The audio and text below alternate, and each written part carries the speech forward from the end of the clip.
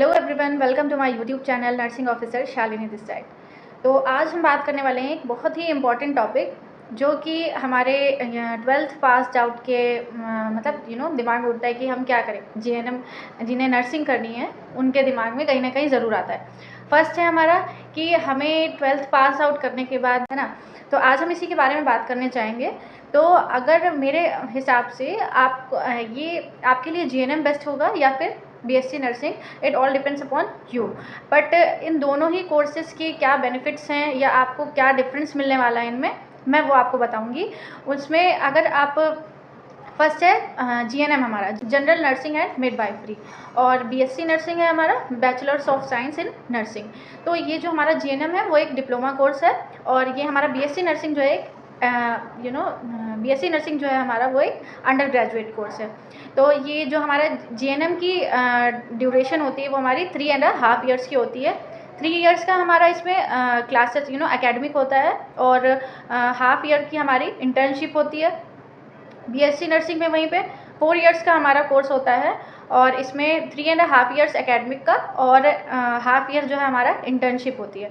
ठीक है, जो हमारा बीएससी नर्सिंग के लिए जो हमारी एलिजिबिलिटी क्राइटेरिया वो ये है कि फिजिक्स, केमिस्ट्री एंड बायोलॉजी हमारे 12th में जो है मेजर सब्जेक्ट्स होने चाहिए, और उसमें जो है मिनिमम 50% मार्क्स आपके होने चाहिए अगर आप एडमिशन लेना चाहते हैं नर्सिंग में। तो जो मेन हमारा डिफरेंस है वो ये है कि जीएनएम हमारा एक डिप्लोमा कोर्स है, वहीं पे बीएससी नर्सिंग जो है हमारा एक अंडर ग्रेजुएट कोर्स है।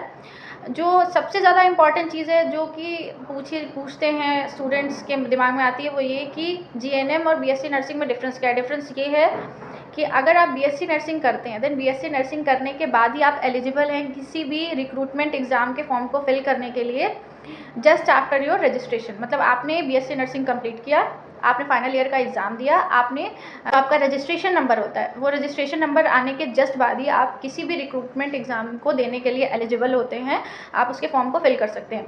वहीं अगर आप जीएनएम करते हैं देन उसके बाद मेजरली जो एग्ज़ाम्स देखे गए हैं उनमें फॉर्म फिल करने, जो रिक्रूटमेंट एग्ज़ाम्स होते हैं हमारे, उनमें फॉर्म फिल करने के लिए आपको 2 ईयर्स का मिनिमम जो है आपके पास 2 ईयर्स का एक्सपीरियंस हो, और मतलब किसी भी हॉस्पिटल में नहीं, एटलीस्ट 50 बेडेड हॉस्पिटल वो होना चाहिए जहाँ का आप एक्सपीरियंस लगाएंगे, तो वो होना चाहिए आपके पास। या फिर आप जीएनएम करने के बाद पोस्ट बेसिक बीएससी नर्सिंग कर सकते हैं, उसके बाद आप डायरेक्टली रजिस्ट्रेशन करवाने के बाद एलिजिबल होंगे किसी भी रिक्रूटमेंट एग्ज़ाम को फिल करने के लिए।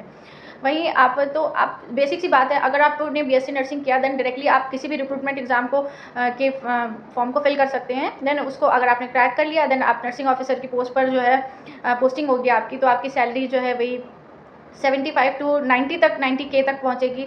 वहीं लेकिन अगर आप जीएनएम कर रखा है तो जाहिर सी बात है आप किसी भी मतलब कोई भी गवर्नमेंट एग्जाम के रिक्रूटमेंट फॉर्म को आप फिल नहीं कर सकते हैं, तो आपको कहीं ना कहीं प्राइवेट में करना होगा जिसकी सैलरी 18 टू 20K के अराउंड होगी, और बहुत जगह तो उससे भी कम होती है ना। तो आई थिंक ये बहुत ही एक इम्पॉर्टेंट चीज़ या इम्पॉर्टेंट जो डिफरेंस जो है स्टूडेंट्स के मन में चल रहा होता है कि इसको करें या इसको ना करें।